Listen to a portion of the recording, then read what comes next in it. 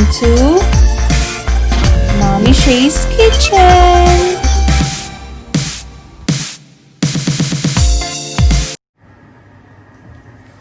Magandang araw! Ngayon ay magluluto tayo ng sisig tofu.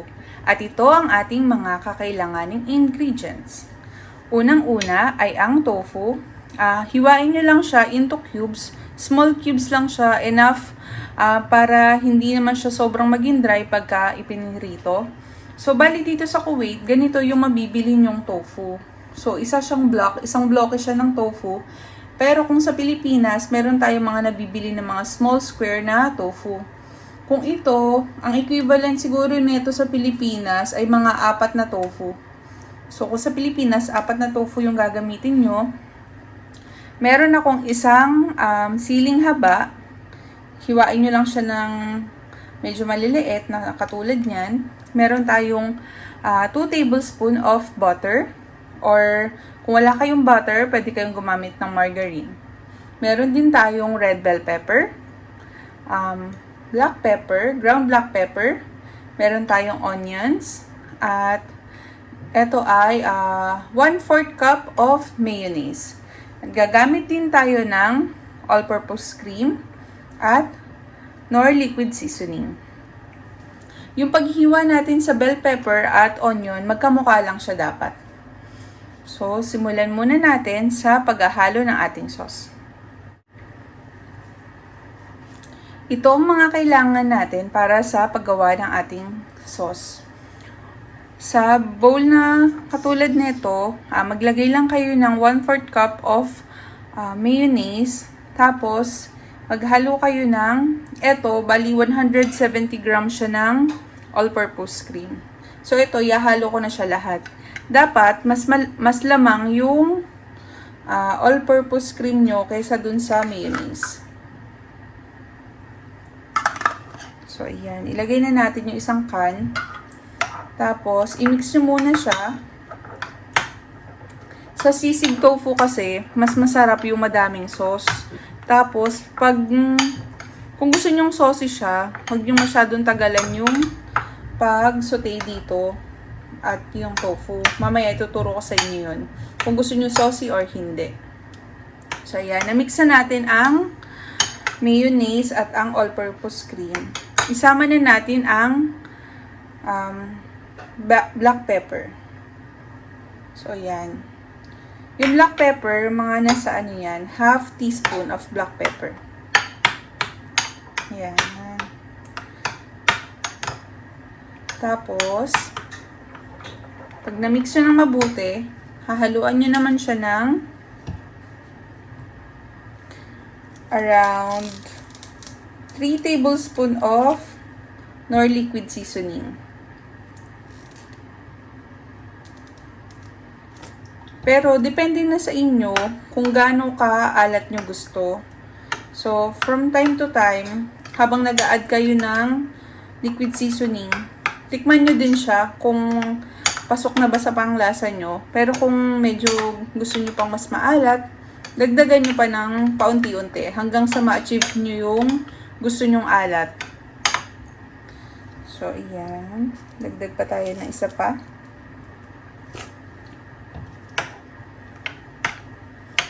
So, dito, no need ka nang mag-add ng asin. Kasi, yung knorr liquid seasoning, may alat na yan eh. Tapos, may masarap na flavor pa siyang binibigay. So, ayan. Titikman ko muna kung pasok na siya sa panglasa ko. So, ito, pwede nyo siyang tikman kasi hindi naman siya hindi naman sasakit yung tiyan mo pag tinikman mo siya ng ganyan.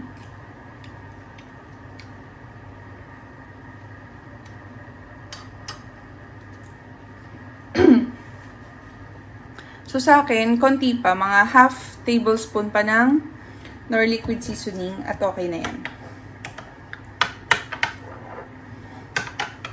So, ayan.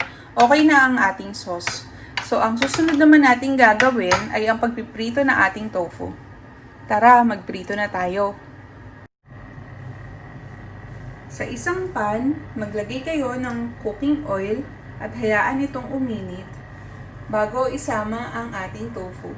Para ma-check natin kung tama na ba yung init ng ating mantika, gumamit lang kayo ng wooden spoon o kaya kung meron kayong chopstick, pwede na din yon. Ang gagawin nyo ay ilagay nyo yung chopstick or yung wooden spoon at pag may nakikita na kayong bubbles tulad nyan, ayos na yung init ng ating mantika. So, pwede na natin isama ang ating tofu.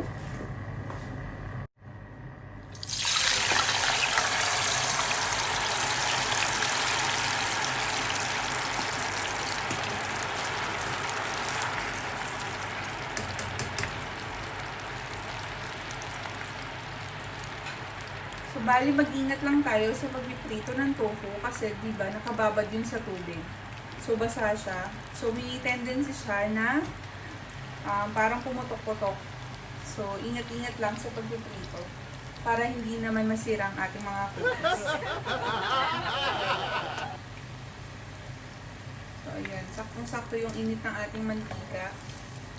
Tapos, wag nang i-overcrowd yung yung tofu para mabilis din siyang maluto.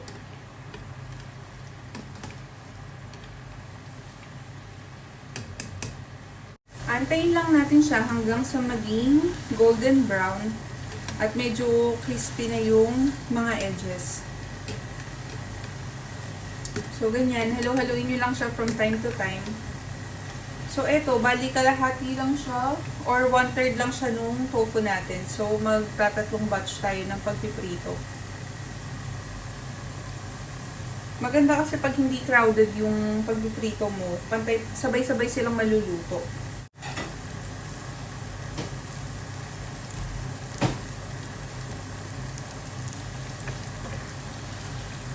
So, iyan. Yan na yung dinedesire natin na maging itsura niya bago natin hanguin. Hindi siya yung crispy yung lahat ng side kasi masyado siyang magiging dry pag ganun. So, ito, saktong-sakto na yan. Yung mga edges lang yung crispy.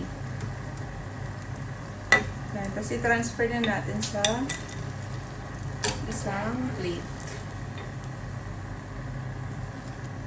Tapos, ilutuin lang natin yung the rest of the tofu.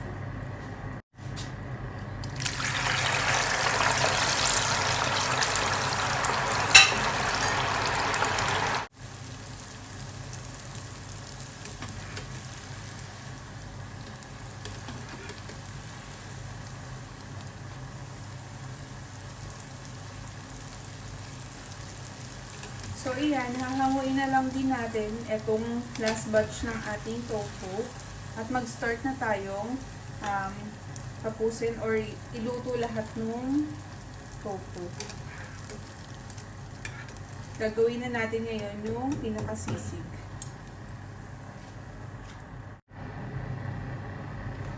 Sa isang pan, ngayon, ang gagawin natin ay una, ihalo natin or ilalagay natin yung ating butter. Ito ay 2 tablespoons of butter. So, ganyan. Halo-halo lang. Pero, huwag nating hayaan na masunog yung butter. Kaya, alagaan nyo dapat ang halo. Tapos, yung apoy, dapat hindi ganun kalakas.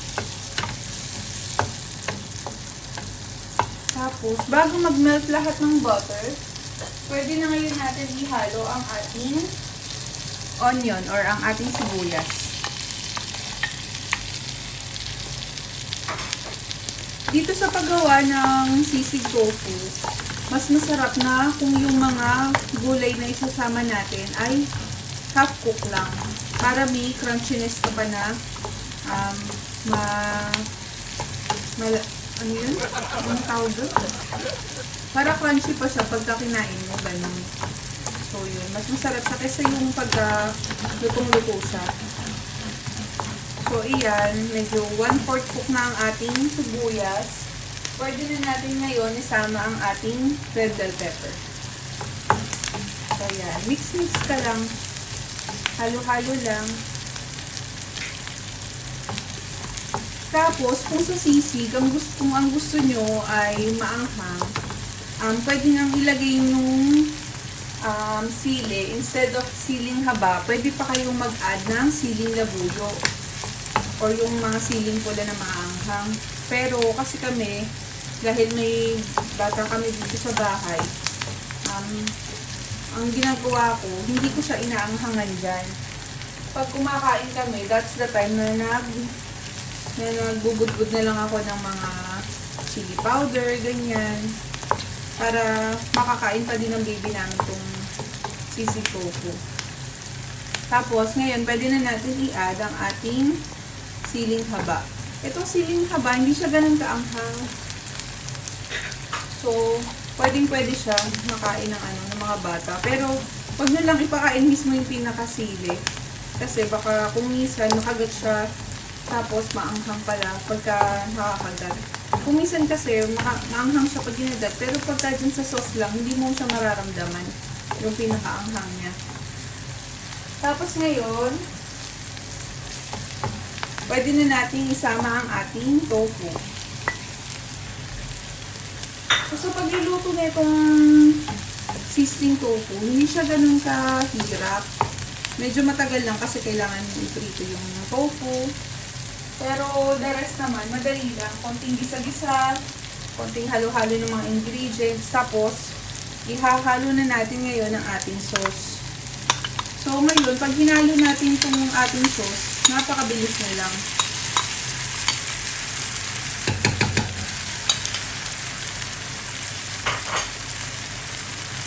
So ayan, dahil luto naman na yung ating tofu, ang kailangan na lang natin ngayong i-simmer ay itong ating sauce.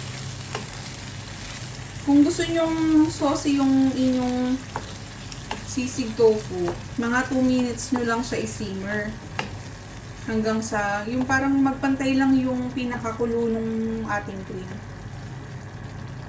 Pero kung gusto nyo na hindi siya ganun kasaucy, hayaan nyo lang siyang mag-simmer ng mag-simmer. Tapos mapapansin nyo, kukunti na yan bigla yung ating yung sauce. Kasi mag-evaporate na yan, ganyan-ganyan. Tapos makikita nyo na para siyang nagmamantika. So, yun. So, ganyan. Napakaganda ng kulay niya. Kasi, madami kang kulay na makikita. May mga purple dahil sa onion. Yan, pula dahil sa bell pepper. Tapos, green para sa ating sili. Yan. Tapos ang napaka-appetizing tignan kasi yung sauce niya, napakaganda ng kulay. Tapos etong sisig tofu, perfect siya na pang-ulam at pwede din siyang pangpulutan kung meron kayong mga small gathering at konting inuman sa inyong bahay, ganyan. Maganda siyang i-prepare at napakadaling easy lang at napakadali lang siyang i-prepare kung may mga biglaan kayong mga bisita, ganyan. At nagkayaan mag-inuman or kahit sa simpleng kainan lang. Tapos, napakasarap niya pa. Tapos, maganda din siyang i-serve kung meron kayong sizzling plate, ganyan. So, napakaganda ng magiging presentation nyo kung meron kayong sizzling plate.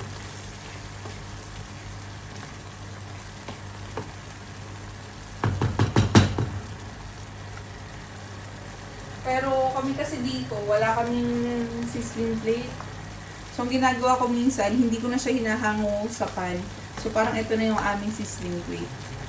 Pero ngayon, gusto ko kasi na medyo saucy siya. So, ngayon, dahil nagpantay na yung kulo, papatayin ko na ngayon yung apoy. Ayan.